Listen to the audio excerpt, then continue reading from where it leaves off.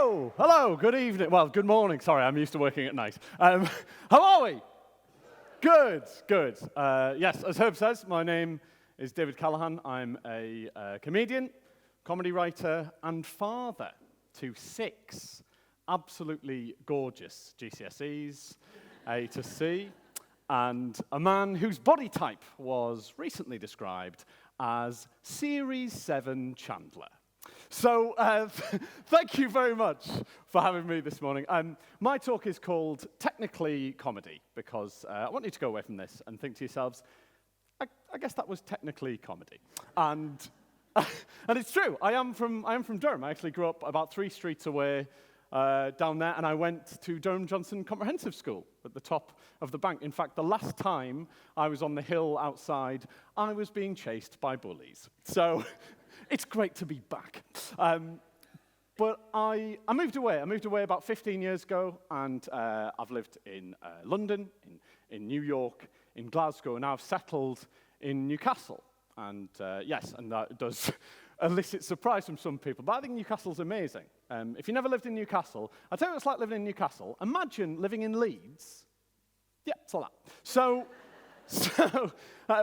it's incredible, and for almost the entirety of that time, I have done stand-up comedy. Now, why stand-up comedy is a question that my father regularly asks me, and the reason is exactly the sort of thing that my hero, Amanda Iannucci, would say, is that being around laughter and making people laugh and laughing is one of the most wonderful things in the world. And genuinely, honestly, it is as pure and beautiful as that, and an opportunity to work 20 minutes a day. And absolutely astonishingly good. So, so I've done stand-up comedy for 10 years now. Now, I don't know if you know, about a year and a half ago, there was like a pandemic. Do you remember? Do you remember when that all kicked off? And as Alfie will remember, our entire industry shut down. And it hasn't recovered. And we're still suffering all the time. Live work has gone away. It doesn't really exist for us anymore. Now, I'm in quite a lucky position that I had enough money in the bank to do something else. I don't mean to brag, right? But I don't mind telling you I come from quite a wealthy background. My family were the people who invented Confederate candles. Do you remember them? Yeah, they were like Yankee candles, but we supported slavery. So... But the rest of this is true. I went back to university. I went and did a master's degree in animation. I got a first-class degree, and now I'm doing a PhD in exactly the same thing. And what I saw was all of my friends at this time during the pandemic struggling with technology, keeping them away from their jobs, frustrating them from the thing that they loved. And I, at the same time, was encountering all of these different types of technology that were wonderful and interesting. And it's that counterpoint that I really engaged with. I thought about what if this technology could be used to facilitate my dreams. And actually, I think in a lot of industries, we do the same thing as everybody else because that's the tradition. It's only when everything is broken down that you kind of reset and realize what you really would like to do. So, with that said, I'm going to do some animated stand-up comedy for you. Would you be up for that? Blown away by your response. But don't worry, it is lunch straight after. So, quicker we get this done, quicker you get sandwiches. Yeah? Okay. So, animated stand-up comedy, and it starts a little something like this. Oh, like this. There we go. Bit louder, please. Bit louder, please.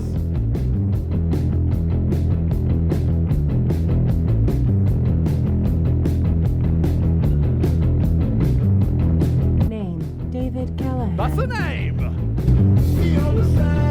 Age 31.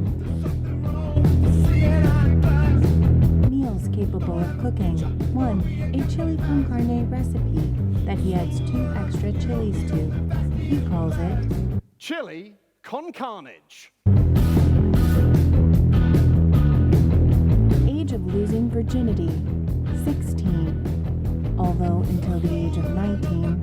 I thought you had to put the condom over the balls as well. True story. Until the age of 20, he didn't know how to say Malcolm X's name. He thought it was pronounced Malcolm the 10th.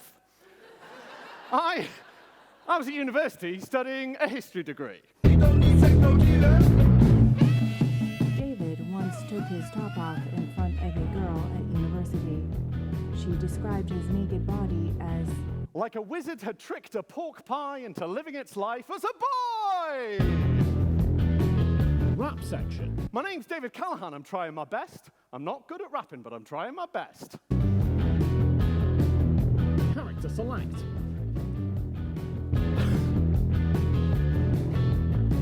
He was in high school till he was 22. Until they told him you need something else to do.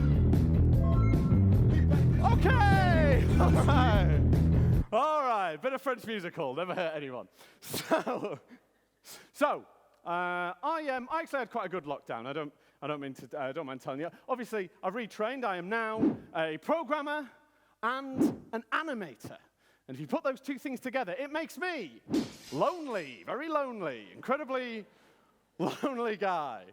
But in the middle of last year, I actually moved in with a lady. Yeah, it's pretty good. It's pretty good. Probably the best thing about it, we have these little nicknames for each other. I call her Mum. It's my mum. I've moved back in with my mum. I got evicted, and I had to move in with my mum. It's actually the second time that that's happened, although the first time was a cesarean section, so slightly different. And I grew up in a very old-fashioned house, really old-fashioned. I had some of these things. Like we've got one of those old rotary phones, you know, do you remember them? Really old-fashioned stuff. Not just rotary phone, we've got a rotary piano.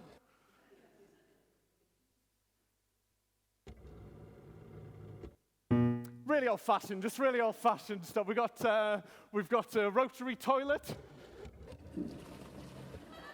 Really old-fashioned stuff. But what it meant that I realized that I love old-fashioned things. I really do. I actually found a video of a lockdown that's quite old-fashioned. It's called Looking Ahead to 1952, and I thought I'd share some of it with you. This is London. In 1952, we think that street signs will go up for the first time, which will do away with the current practice of tattooing the map on the sides of pigs and just releasing them wild into the streets. You there, pig, how do I get to Oxford Circus? Oh, come back here, map swine. This is some of Looking Ahead to 1952. In 1952, we think that blimps may be used to fly for the first time, which will do away with their current usage as office receptionists. You can't let him get to you, Sandra. He wants a reaction. That's why he says those things. Looking ahead to 1952. In 1952, we think that scientists may discover a new color. We think that color is going to look something like this. And we think it's going to be called blue. So that's just a little bit of looking ahead to 1952. I've just realized there's a very young man there. I apologize for everything that I've said so far, but congratulations, you've learned some new words. So I guess what it all comes back to, the reason that I love doing comedy and silliness and technology is games that I loved when I was young. Did anyone else have a Mega Drive in the 1990s? Yeah, you had a Mega Drive? What was your favorite game on the Mega Drive? Sonic the Hedgehog, excellent, yeah. A lot of people say Streets of Rage, that was very popular as well. Do you ever play my favorite game? Do you ever play Messy Divorce? Do you ever play Messy Divorce?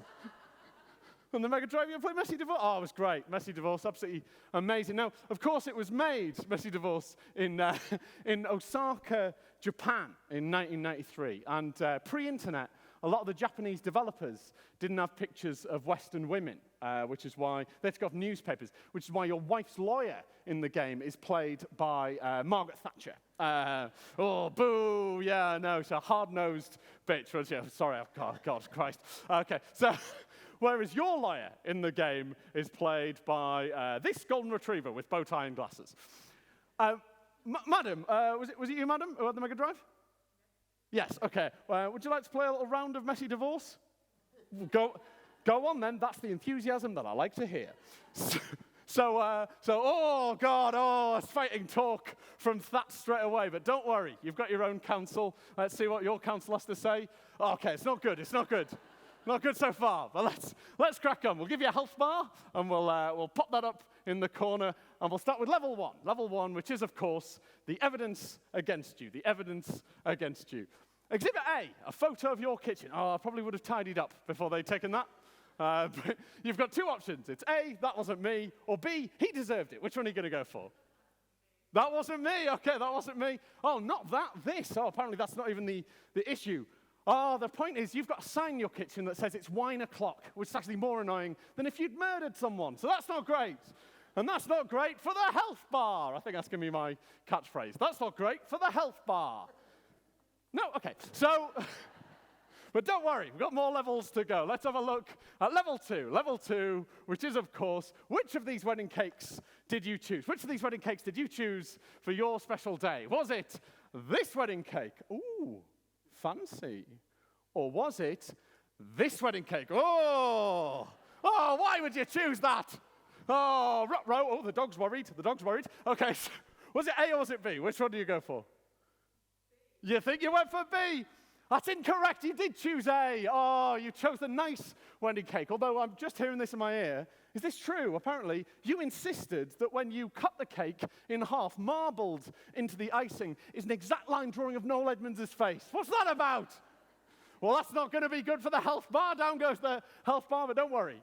We've got one level left, which is, of course, level three. Level three, this is your son. What did you insist on calling him? This is your son. What did you insist on calling him? Was it Greg or Hitler 2 cruise control? Why? Why would you choose that? Which one do you think you went with? You think you went with Greg? Let's see. Oh, it was Hitler 2 cruise control. Oh, that's a shame. And also, I'm hearing this in my ears. Is this true? Apparently, if you cut Greg in half, there's an exact line drawing of Noel Edmonds' face. What's that about? So that's not good for the health. It's not good for the... Yeah, it's still not working, is it? But we'll get there eventually, which means it's game over, I'm afraid, man. It's game over. You've had a messy divorce, which now means that you have to stand for Mayor of London. Oh! So here you are, as candidate for Mayor of London, in front of a bus that says common sense on it, running on a ticket of send them back, my kids. Please send me back my kids. So what a treat and a pleasure. Thank you very much for taking part. I've been doing this for like 6 months, a year. And basically what it is an opportunity to be as silly as possible in the most inventive way possible. And that's basically what I want to say, is that stand-up comedy can be anything that you want it to be. It can be as joyous or rude or silly or meaningless as possible. Just be as inventive as you possibly can and take that with you. I'm not just doing this, I've also created the world's first augmented reality comedy theatre show that is going on at the moment. It's called Everything That's Me is Falling Apart, and that's going to be touring over the next year. That's a totally different thing. But what we can see from all of this is that it's really the buds, it's the start.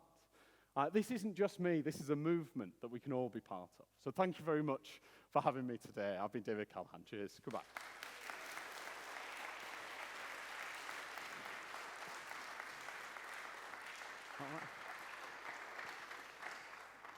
Thank you. First question, so where are you doing your PhD? Northumbria. Northumbria, okay. And what is it like to go from the kind of the free-flowing world of comedy to being back in deep in a higher education institution? I find comedians are better at replying to emails, if anything, than academics.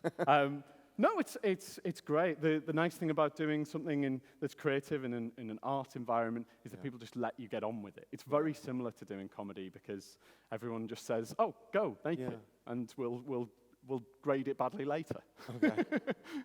I love your shirt, by the way, Bernie 2020. Too bad it didn't happen. Yeah. Thank you, David. Cheers. Cheers. Thank you. Thank you.